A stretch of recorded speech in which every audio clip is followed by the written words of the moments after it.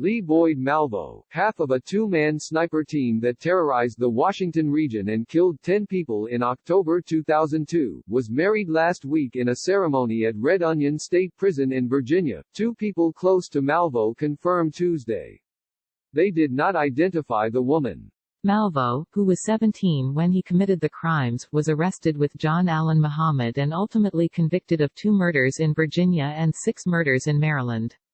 He was given life sentences without parole in all 8 cases. Virginia recently changed its rules to consider parole for juvenile offenders after they have served 20 years, but if Malvo, now 35, were paroled from Virginia, he would then have to begin serving his Maryland sentences. Sniper Lee Boyd Malvo withdraws Supreme Court case after VA passes parole for juveniles. Carmeta Alvarez, who helped Malvo's defense team in 2003 break the psychological grip Muhammad had exerted over the teenager, said Tuesday she was a witness to the marriage. "I was honored to be there," Alvarez said. "It was a beautiful occasion, given the circumstances of where it took place." Alvarez declined to provide any specifics about the ceremony or any information about the bride. "She's an absolutely wonderful individual," Alvarez said. She said the bride and groom were allowed to hold hands, but would not say whether they were allowed to kiss or have any further contact. "I believe the institution was very accommodating," Alvarez said. The Virginia Department of Corrections declined to confirm the nuptials, saying such events are part of an inmate's personal record and not subject to mandatory disclosure. An inmate who witnessed the ceremony in Red Onion's contact visit area said it occurred last Friday over an approximately 2-hour visit.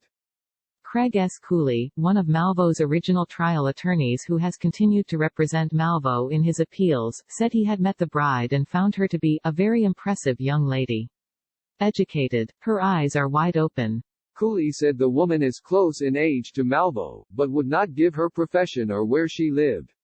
He said she started writing Malvo about 2 years ago, and then began visiting him some time after that.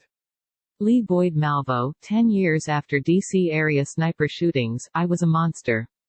I believe they are soulmates," Cooley said. "She sees the good and sees Lee as I've always seen him, and I think the world would have seen him had Muhammad not taken over his life." Malvo was born and raised in Jamaica, then moved with his mother to Antigua at age 14. According to testimony at his trial, Malvo's mother abandoned him for work on another island, and at 15 he met and moved in with Muhammad, who had absconded to Antigua with his 3 children. In 2001, Malvo entered the United States with Muhammad, reunited with his mother in Florida and then rejoined Muhammad in Bellingham, Wash. Muhammad began training Malvo in how to use firearms and indoctrinating him politically, according to trial testimony. Malvo began referring to himself as John Lee Malvo and speaking with an American accent, which Alvarez would eventually remind him was not his heritage.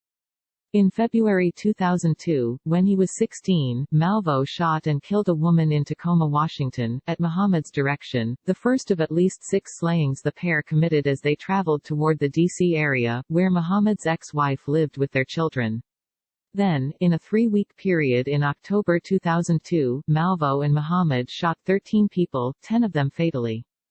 Cooley, arguing that Malvo was fully dominated by Muhammad, convinced a Virginia jury not to give Malvo the death penalty for one of the slayings, that of Linda Franklin in Falls Church, VA. Malvo then entered pleas to another murder in Virginia and 6 in Maryland. Muhammad was sentenced to death in the killings and was executed in 2009.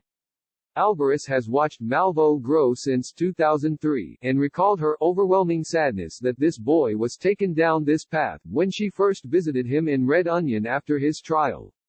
"But when I left there after the wedding, I left with overwhelming joy that 2 people could find joy the way they have. Lee has enriched her life as much as she has enriched his, and she has the support of her family. It was a beautiful occasion." This story has been updated with the date of the marriage.